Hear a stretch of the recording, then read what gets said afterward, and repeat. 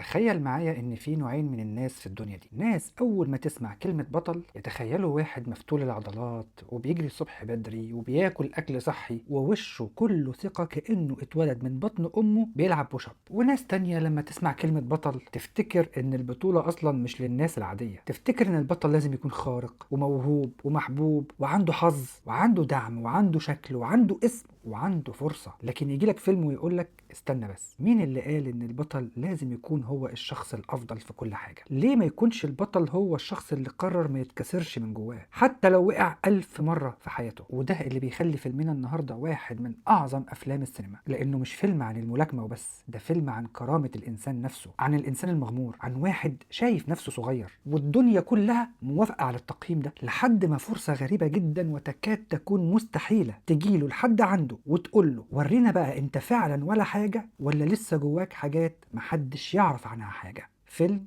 روكي. فيلم علم ولا خيال مؤلف؟ الفيلم بيبدأ في ولاية فيلادلفيا، مدينة شكلها متعب وبارد وشوارعها فيها خشونة والناس فيها ماشية كأن كل واحد شايل جبل على كتفه. وفي وسط الجو ده كله نتعرف على بطل فيلمنا النهاردة، روكي، اللي بيلعب دوره سيلفستر ستالوني. روكي مش نجم، مش بطل، ومش حتى مشروع بطل. روكي حرفيا واحد عادي جدا وزيادة عن اللزوم، بيشتغل شغلانة بسيطة جدا وبيحاول يلعب ملاكمة في ماتشات صغيرة ومحدش مهتم بيها، وكمان بيشتغل محصل ديون لواحد من أصحاب النفوذ الصغيرين. يعني لا هو محترم قوي ولا هو شرير قوي، هو مجرد بني ادم عادي الدنيا زقته للمنطقه اللي يقدر يعيش منها وخلاص. ودي من اول عبقريات الفيلم، لانه ما قدمش لنا روكي كواحد عبقري ولسه العالم ما اكتشفهوش. روكي متواضع الامكانيات فعلا، بطيء وكلامه متلخبط وحياته متبهدله، حتى حلمه مش واضح. وده مهم جدا لان في كتير من الافلام بتكذب علينا الكذبه الحلوه دي، ان البطل واضح ان هو عظيم من بدايه القصه اصلا، وان نجوميته لازم تبقى واضحه من اول لقطه في الفيلم. لكن الحقيقه في ناس كتير جدا عظيمه وما كانش باين عليها اي شيء في الاول، بل بالعكس، ده احيانا الناس بتتفق ان هم مش مشروع حاجه اصلا. روكي حرفيا عايش حياته زي واحد متصالح ظاهريا مع الهزيمه، والنوع ده منتشر جدا حوالينا. وفي علم النفس الحاله دي قريبه جدا من حاله اسمها العجز المكتسب. طب يعني ايه العجز المكتسب؟ يعني شخص تعرض لخبرات كتير جدا من الفشل او الاحباط او الرفض لدرجه ان هو يبدا يصدق ان المحاوله اصلا ملهاش لازمه، حتى لو الفرصه جات له يبقى من جواه مقتنع انه مش هيعرف يعمل حاجه، فبالتالي ما يحاولش بكامل قوته، او يحاول بس هو من جواه عارف انه هيقع. وهو ده بالظبط الاحساس اللي من اول لحظه الفيلم بيزرعه في شخصيه روكي. روكي مش مجرد واحد محدود الفرص، هو كمان بدا يشوف نفسه زي نظره المجتمع ليه، مجرد بني ادم على الهامش. ومن وسط الدوشه اللي حواليه دي بيقابل ادريان. ادريان بنت خجوله جدا وهاديه ومنطويه على نفسها، وجودها نفسه غير محسوس. ادريان دي ملفته للنظر؟ لا. اجتماعيه؟ لا. واضحه؟ اطلاقا. لكن فيها شيء انساني جدا، هش وحقيقي ومكسوف من نفسه، والشخصيه دي هي اللي لفتت نظر روكي. وده جميل جدا لان الفيلم من البدايه بيحط قدامنا شخصيتين كل واحد فيهم عنده مشكله مع الصوره الذاتيه عن نفسه. روكي شايف نفسه اقل من بطل، وادريان شايفه نفسها ان هي اقل من ان اي حد ممكن يحبها او حتى يعترف بوجودها. ودي وقفه نفسيه مهمه جدا. ناس كتير ما عندهاش مشكله في الحب نفسه، لكن عندها مشكله في استحقاق الحب. هل انا استاهل ان انا اتحب؟ يعني ممكن حد يحبهم فعلا ويهتم بيهم ويشوفهم، لكن من جواهم عندهم سؤال مزعج قوي، ليه؟ هو اكيد مش شايفني صح، هو اكيد هيكتشف اني مش مميزه. وده بيخلي العلاقه بين روكي وادريان مؤثره جدا، لانها مش مجرد قصه حب بين شخصين كاملين او واثقين من نفسهم، حتى دي محاوله اقتراب ما بين شخصين كل واحد فيهم ناقصه انه يتصالح مع نفسه في الاصل. روكي بيحاول يكلمها بطريقته البسيطه والعفويه، هو مش بني ادم ناعم او رومانسي في الكلام ولا حتى عارف يعبر كويس، لكنه حقيقي من جواه. وده فرق قوي جدا، لان في الدنيا دي اوقات كتير الناس مش بتقع في حب الشخص الاجمل، هي بتقع في حب الشخص اللي حاسس بيهم، اللي مش بينظر ليهم كمجرد ديكور، اللي شايف ضعفهم وكسرتهم من جوه ومش بيستغلها. نرجع للفيلم وتحصل المعجزه اللي محدش هيصدقها. بطل العالم في الملاكمه أبولو كريد يقرر يعمل حركة استعراضية وتسويقية، وبدل ما يلاعب منافس مشهور على حزام بطل العالم في الملاكمة يختار واحد مغمور جدا من تحت السلم من باب الدعاية، ويعمل الحدث والمباراة كأنها الأمريكان دريم. هو ده الحلم الأمريكي. يعني بصوا يا جماعة، دي بلد الفرص وأي حد ممكن ياخد فرصته. الاختيار بقى بيقع على روكي، يعني البطل بتاعنا المغمور البسيط البني آدم العادي جدا اللي الناس شايفاه عادي جدا ولا يقدر يقدم ولا يأخر، هيلعب ضد بطل العالم. وده في ظاهره مجرد حظ، لكن في عمقه اختبار مرعب. اوقات الفرصة مش بتبقى نعمة مريحة، دي ممكن تبقى فضيحة محتملة فعلا، وبتحطك قدام نفسك وتسألك انت هتعمل ايه؟ ايه؟ وده شيء علم النفس مهتم بيه جدا. في ناس بتحلم بالفرصه لكن اول ما الفرصه بتيجي قدامها بتنهار. طب ليه؟ لان الحلم والاحلام الورديه امن سيف وانا في مكاني، لكن الفرصه الحقيقيه بتكشف الحقيقه، وهنا بيبدا الصراع الحقيقي في الفيلم. والسؤال هنا مش هل روكي هيكسب، ده اقل سؤال ممكن يتسال في اللحظه دي. السؤال الحقيقي فعلا هل روكي هيصدق انه له قيمه؟ روكي بيدخل مرحله التحضير، وهنا الفيلم بيتحول من مجرد دراما انسانيه عظيمه الى واحد من اقوى افلام التدريب والتحمل في التاريخ. لكن قبل ما نتكلم عن المشاهد الملحميه اللي كل الناس حافظاها لازم نقف عند حاجه مهمه. الجسم مش بيتحول بالسحر، والثقه مش بتيجي بخطاب تحفيزي. في ناس فاكره ان التحول بيبدا اول ما يجيلك الحماس، لكن الحقيقه ان التحول بيبدا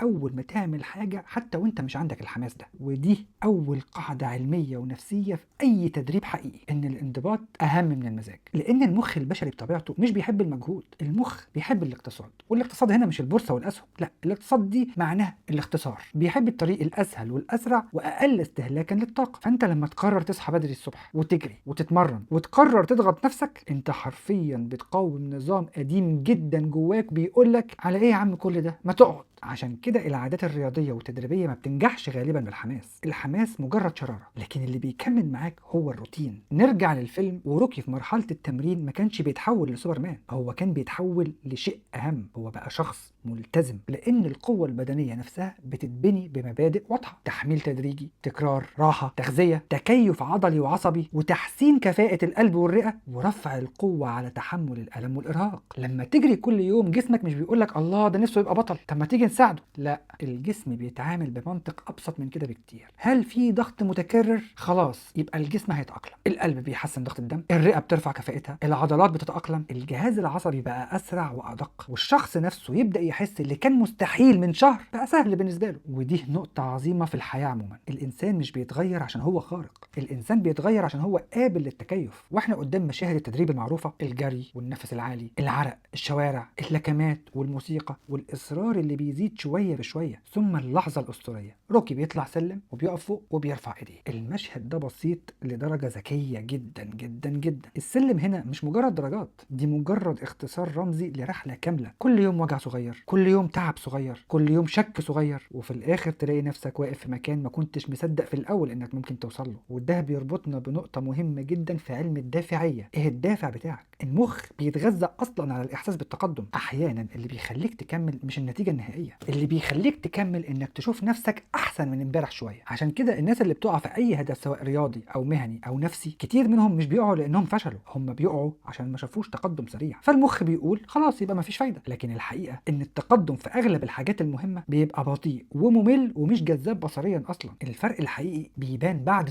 تراكم تدريبات، تراكم التزام. السلم بتاع روكي مجرد مشهد عن التراكم والالتزام. المشهد عباره عن انك فجاه تبص لنفسك وتقول انا لسه ما وصلتش لكل حاجه، بس مش هو انا الشخص اللي بدأ، انا اتقدمت. نرجع للفيلم وفي حياه روكي في ميكي، وده مدرب قديم جدا قاسي وناشف في المعامله. حياته علمته يبقى خشن. في البدايه حياتهم ما كانتش قويه وفيها غضب قديم واحساس من روكي ان الراجل ده موقفش معاه في الوقت المناسب. ودي نقطه انسانيه مهمه جدا. احنا طول الوقت بنحب نتصور ان العلاقه ما بين اللاعب والمدرب بتكون دعم وثقه وابتسامات، لكن الحقيقه اعقد من كده بكتير. احيانا الناس اللي بتساعدك في المستقبل تكون هي الناس اللي خالت بيك في الماضي. ميكي لما قرر انه يدرب روكي ما كانش بيقول له انت افضل موهبه انا شفتها في حياتي، هو تقريبا بيقول له عندك فرصه ومهمه جدا بس لو انت احترمتها. ودي نقطه مهمه جدا، لان في ناس كتير بتموت نفسيا وهي مستنيه حد يقول لها انها مميزه. لكن الاهم من انك تبقى مميز هو انك تبقى مستعد تشتغل في حدود امكانياتك. في التدريب الرياضي وفي الحياه عموما الموهبه محدوده. في ابحاث كتير في الاداء العالي في البطولات بتؤكد ان الاستمراريه والانضباط والقدره على تحمل الملل من اهم مفاتيح التفوق. يعني الفرق ما بين شخص نجح وشخص ما نجحش مش ان الاول اذكى او اقوى، لكن انه قدر يستحمل التكرار لفتره اطول من التاني. وهو ده جوهر شخصيه روكي، هو مش الافضل لكنه قدر يكمل. نرجع للفيلم، ووسط التمرين ووسط ضغط المباراه علاقه ادريان بروكي بتبدا تكبر. ودي مش مجرد مشهد رومانسي لطيف وخلاص، دي جزء اساسي جدا من بناء الشخصيه. لان الانسان لما عين تشوفه بعين قويه ومحترمه وبتحبه احيانا يبدا يشوف نفسه بشكل مختلف. ودي حاجه مدروسه نفسيا وقويه جدا وبشكل واضح. الصوره اللي الاخرين بيعكسوها لينا عن نفسنا بتاثر نفسيا جدا عن صورتنا احنا احنا قدام عينينا، خصوصا لو احنا اصلا مهزوزين من جوه. يعني لما حد يحبك وانت شايف نفسك فاشل، الموضوع مش بس بيفرحك، الموضوع ممكن يهز البنية القديمة كلها اصلا ويجبرك تعيد سؤال لنفسك، ما يمكن انا مش قليل قوي زي ما انا ما كنت شايف نفسي. وادريان بالنسبة لروكي مش مجرد حبيبة، كانت نوع من الشهادة الانسانية انه فعلا بني ادم، حد بيقول له من غير خطب انا شايفاك، وده احيانا بينقذ بني ادم. وفي المقابل روكي كمان بيدي ادريان مساحة تخرج من القوقعة بتاعتها، كانه بيقول لها انت مش لازم تفضلي صغيرة عشان الناس شايفاكي صغيرة. وده يخلينا نقف عند نقطة مهمة جدا، العلاقة الصحية مش مجرد علاقة فيها حب، العلاقة الصحية هي اللي تسمح لك انك تكبر. نرجع للفيلم، وكل ما يوم المباراة بيقرب التوتر بيزيد، والصحافة بتتكلم والناس بتتفرج، وابولو كريد بيتعامل مع الموضوع كأنه استعراض. اما روكي فكل ما بيقرب بيبقى الحقيقة قدامه اكتر، وهنا يطلع حوار من اهم حوارات الفيلم ومعانيه. روكي مش بيحلم انه يكسب، هو نفسه مش مؤمن اصلا انه هيغلب ابولو، لكن عنده هدف تاني، هو عاوز يصمد، عاوز يكمل لاخر المباراة، عاوز يثبت انه مش مجرد نكرة، انه مش جبان، انه مش هو الشخص اللي يتكسر من اول ضربة. يعني الفيلم هنا قلب مفهوم البطولة كله، البطولة مش دايما انك تكسب، البطولة انك ما تنهارش او تنسحب. وده قريب جدا من مفاهيم حديثة في علم النفس اسمها المرونة النفسية. المرونة النفسية مش معناها انك ما تتوجعش، معناها انك تتوجع وتكمل، انك تتعرض للضغط وما تتكسرش من جواك، انك تفضل قادر تتحرك حتى وانت خايف. وفي الحياة الواقعية اغلب معاركنا بالشكل ده. ناس كتير مش محتاجة تبقى الاولى، هي محتاجة تعدي مرحلة الضغط من غير ما تكره نفسها، من غير ما تستسلم او حتى تنهار من اول ألم. روكي فهم ده كويس جدا، يمكن فهمه من غير تنظير، يمكن فهمه بشكل غريزي، بس المهم انه فهمه. نرجع للفيلم وتيجي ليلة المباراة مع ابولو كريد، جمهور واضاءة وتوتر، عرض وكاميرات، واحساس ان روكي داخل يلاكم عالم كامل مش مجرد ابولو كريد. ابولو كريد بقى داخل بثقة النجم بتاع الشو، بتاع الكاريزما والسيطرة، اما روكي فداخل كأنه ماشي باتجاه امتحان وجودي. واول ما تبدأ المباراة بتحصل الصدمة، روكي بيوقع ابولو، واللحظة دي عظيمة جدا دراميا ونفسيا، لانها لحظة انهيار السردية الجاهزة، السردية اللي بتقول الضعيف بيفضل ضعيف، والمغمور عمره ما هيعمل اثر، والمفاجآت ما بتحصلش الا في الافلام. الفيلم هنا بيقول لك المفاجأة حصلت، لكن الاهم من الضربة نفسها هو معناها النفسي. اول نجاح صغير، اول ضربة تصيب، اول خطوة ناجحة بتعمل جوه الانسان زلزال، لانه فجأة بيكتشف ان الواقع اوسع من الصورة اللي هو كان حابس نفسه فيها. وده بيفسر حاجات كتير قوي في الحياة. طالب بيتقال له انه طول عمره فاشل، بينجح مرة فتلاقيه اتغير. واحد خجول جدا يتكلم مرة قدام الناس والناس تسمعه فيتغير. حد بدأ التمرين وبدأ يروح الجيم وبعد كام شهر شاف فرق حقيقي فيتغير، مش لان الحدث نفسه خارق، لان الهوية القديمة وصورته عن نفسه القديمة بدأت تتكسر. نرجع للفيلم والمباراة في قمة قوتها، العنف بيزيد والاجهاد بيبان واللكمات رايحة جاية ما بين روكي وابولو كريد. وهنا مهم نفهم ان من الناحية العلمية لعبة الملاكمة مش مجرد قوة، دي لعبة فيها توازن بين التحمل الهوائي واللا هوائي، سرعة الاستجابة العصبية، الدقة، التنظيم الحركي، إدارة الإرهاق، القدرة على اتخاذ القرار تحت الضغط. ولما الملاكم بيتعب مش بس عضلاته اللي بتضعف، حتى الحكم على المسافات وسرعة القرار والتركيز والانتباه كل ده بيتأثر. يعني التعب مش حالة في الجسم بس، ده كمان حالة في الإدراك. وده جزء مرعب وجميل جدا في الرياضة التنافسية، إنك مش مطلوب إنك تبقى قوي وإنت مرتاح، المطلوب تبقى مركز قوي وإنت مكسور. وهو ده اللي بينطبق على الحياة بشكل مرعب. في قرارات كتير ومن أصعب قراراتنا بناخدها وإحنا مرهقين نفسيا. التحدي الحقيقي مش إنك تعمل الصح في أحسن ظروفك، لكن إنك تفضل إنسان كويس وشجاع وثابت وانت في اضعف لحظاتك. نرجع للفيلم، ومع تقدم الجولات وجوله بعد جوله وروكي بيبان عليه التعب، وشه بيتدمر، التنفس بيتقل، الحركه بتبقى اصعب، لكنه بيكمل. ومن الناحيه العلميه تحمل الالم مش معناه ان الشخص مش حاسس، غالبا هو حاسس جدا، لكن في فرق بين الاحساس بالالم وبين الاستسلام ليه. الجهاز العصبي بيتعامل مع الالم كانه اشاره تهديد، لكن تفسير الانسان للاشاره دي بيختلف. التدريب، المعنى، الهدف، والحاله النفسيه، كل ده بيغير طريقه تحملك. يعني شخص بيتوجع وهو عارف انا ليه بعمل ده، غير شخص بيتوجع وهو مش عارف هو بيتوجع ليه. وده بيفسر حاجات كتير في الدنيا، نفس التعب، نفس الحرمان، نفس الضغط. واحد بينهار مع الضغط، واحد تاني بيستحمل الضغط لان التاني شايف معنى. عشان كده روكي ما كانش بيلاكم بجسمه وعضلاته، كان بيلاكم بمخه وبفكرته عن نفسه. كل جولة كانت بتقول له انت خلاص مش هتقدر تكمل، وعقله بيقول لسه. كلمة صغيرة قوي لكنها من اعظم الكلمات في اي رحلة صعبة.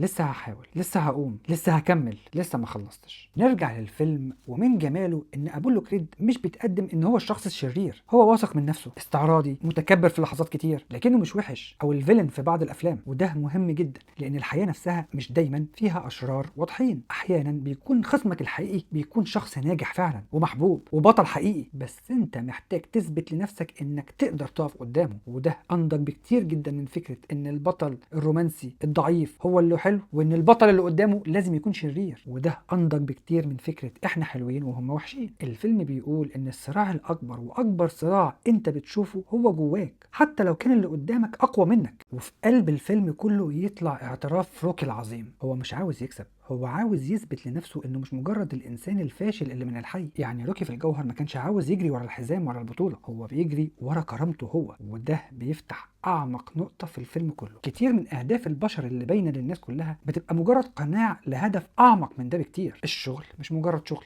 ده احيانا محاولة لاثبات القيمة. الجسم المثالي مش جسم، هو احيانا طلب قبول. النجاح مش مجرد نجاح، احيانا بيكون صراع قديم مع الاحساس بالنقص. والنضج الحقيقي بيبدأ لما البني ادم بيبقى عارف هو عاوز الشيء ده ليه بجد. روكي فهم ده وفهم ان هو عاوز يصمد للنهايه، لانه لو صمد يبقى عنده الدليل الداخلي انه مش جبان ومش رخيص ومش بلا قيمه. وده درس مهم جدا لاي حد بيشوف الفيلم. حدد معركتك الحقيقيه. يمكن الهدف المعلن للعالم يبقى مجرد عنوان، لكن جوه العنوان ده في سؤال اعمق انت بتحاول تجاوبه عن نفسك. نرجع للفيلم والمباراه بتخلص وروكي مش بياخد اللقب. يعني من منظور سطحي جدا هو خسر، لكن هل فعلا هو خسر؟ الفيلم بيعمل اهم شيء، هو بيفصل النتيجة عن المعنى. النتيجة لم يفوز، المعنى انتصر على نسخته القديمة. ودي نقطة جميلة جدا في الفيلم، لأن حياتنا كلها تقريبا بتتلخبط بسبب إننا بنقيس كل شيء بالنتيجة بس. ما خدتش المركز الأول يبقى أنا خسرت، العلاقة ما كملتش يبقى كانت فاشلة، المشروع ما بقاش ضخم يبقى ملوش قيمة. لكن أحيانا المكسب الحقيقي بيبقى داخلي جدا وبيبقى شخصي جدا وملهوش علاقة بتسقيف الناس. روكي خرج من المباراة وهو شخص مختلف تماما، مش لأنه بقى الأقوى في العالم، لأنه أخيرا قدر يقف قدام نفسه من غير ما يكسر عينه. وفي وسط الزحمة والناس والصخب والدم والتعب كان كل اللي يهمه في النهاية هي أدريان. ودي لقطة إنسانية جميلة جدا برضو في الفيلم. كأن الفيلم بيقولك بعد كل الدوشة دي وبعد كل إثبات ذاتك وبعد كل معارك البطولة والرجولة والحزام والمكانة، الإنسان في الآخر بيدور على شيء أبسط وأعمق من كده بكتير، حد يشاركه انتصاره الداخلي. روكي مش بيقولك إن كل واحد يقدر يبقى بطل العالم، وده مهم لان الكذبه التحفيزيه دي رخيصه قوي. الفيلم بيقول حاجه اجمل واصدق من كده بكتير. كل واحد يقدر يثبت نفسه بجد،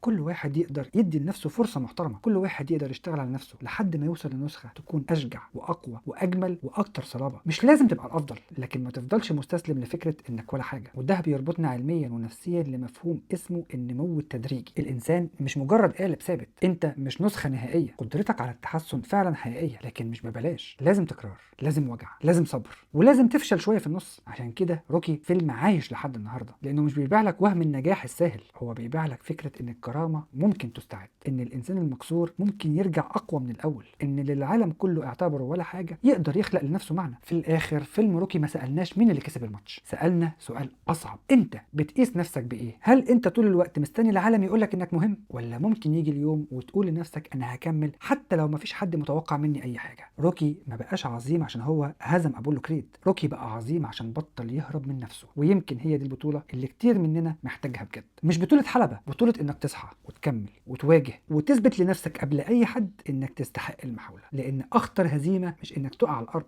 اخطر هزيمه انك تفضل على الارض. وهو ده فيلمنا، فيلم رائع، فيلم عظيم من كلاسيكيات السينما العالمية، فيلم روكي، تأليف سيلفستر ستالون وبطولة سيلفستر ستالون. فيلم مش مجرد عن بطولة أو عن لعبة الملاكمة أو حتى عن الرياضة، هو فيلم عن إثبات الذات. فيلم اتعمل منه أكتر من جزء. لو عجبتك الحلقة اعمل فولو واعمل سبسكرايب واكتب في الكومنتات إيه نوعية الأفلام اللي أنت تحب إن احنا نقدمها. والسلام عليكم.